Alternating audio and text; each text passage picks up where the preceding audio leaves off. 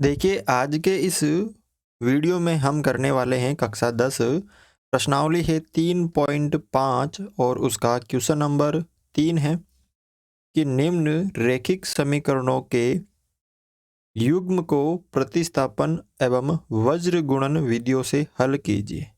जो आपके पास दो समीकरण दे रखे हैं रैखिक समीकरण, उनको प्रतिस्थापन विधि और वज्र गुणन विधियों से हल कीजिए। किस विधि को आप अधिक उपयुक्त मानते हैं? ठीक है, तो यहाँ पे देखो क्वेश्चन क्या दे रखे हैं, दो रैखिक समीकरण, तो इनको हम लिख लेते हैं।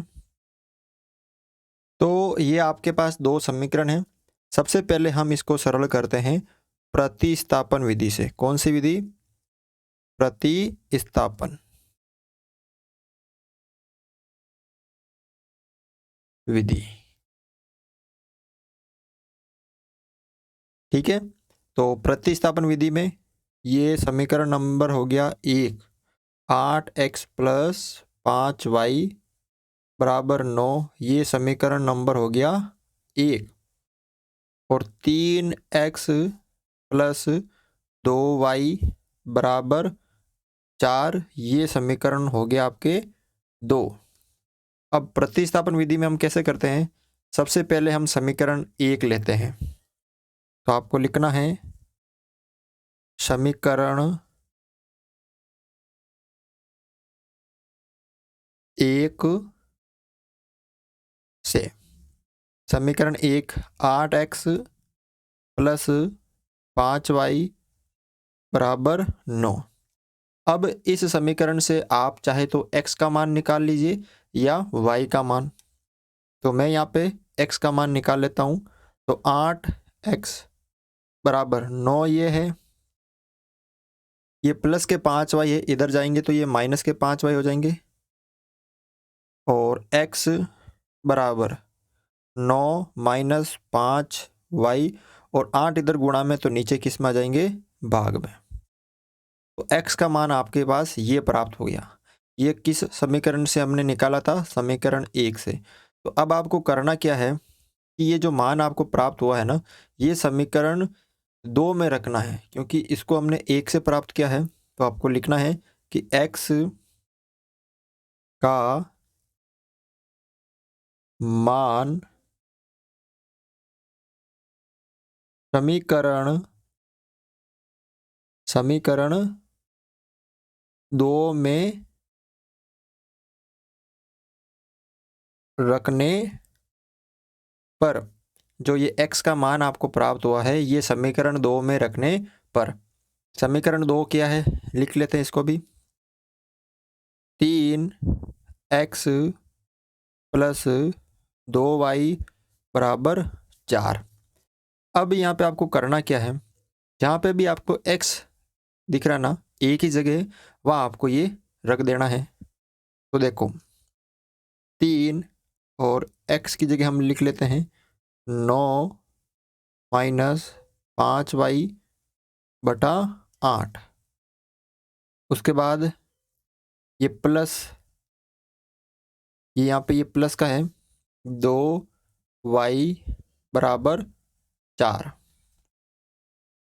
देखो 3 है, ये गुणा किससे होगा? 9 माइनस 5y से, और बटा 8 प्लस 2y बराबर ये यहाँ पे 4। 3 को 9 से गुणा किया तो 9 तिया 27, माइनस 3 को 5 से गुणा किया तो 15y बटा 8 प्लस 2y बटा 1, इसका हर हमने मान लिया, और बराबर में 4। अब देखो क्या करना आपको, इसको सरल करते हैं आगे। देखो कैसे, इसका और इसका जो लसअप है वो कितना आ जाएगा? 8। 8 का भाग 8 में एक बार, 1 को 27 माइनस 15y से गुणा करेंगे तो यही आएगा। फिर ये प्लस का प्लस, 1 का भाग 8 में 8 बार, 8 को 2 से गुणा करेंगे तो 8 दूनी 16y बराबर में ये 4। अब देखो 8 इधर भाग में ना, तो इधर गुणा में चले जाएंगे, पीछे क्या बचेगा यहाँ पे 27 माइनस 15y प्लस 16y बराबर 8 इधर आएगा तो ये 4 इंटू 8।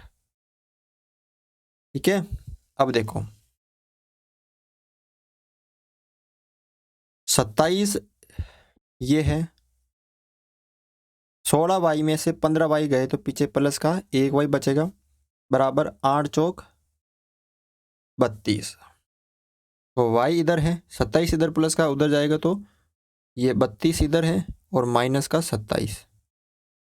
तो y बराबर कितना हो गया यहाँ पे 5। y का मान कितना प्राप्त हो गया यहाँ पे 5 प्राप्त हो गया। कितना हो गया यहाँ पे y का मान 5 प्राप्त हो गया। अब आपको किसका मान निकालना है, x का मान निकालना है, क्योंकि हमने y का मान निकाल लिया।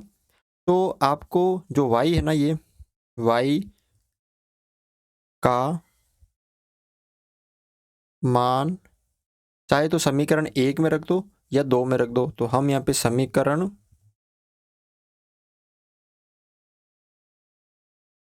1 में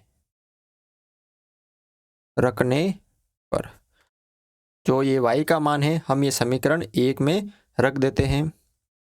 तो हमारा जो समीकरण 1 है वो ये रहा, तो इसमें हम रख देते हैं। तो समीकरण 1 क्या है वो देख लीजिए आप, 8x ठीक है प्लस 5y बराबर 9 है, और y की जगह कितना रखना, अब 5 रखना है। तो 8x प्लस 5 इंटू 5 बराबर 9। 8x 5 को 5 से गुणा कर दिया तो 25 बराबर 9।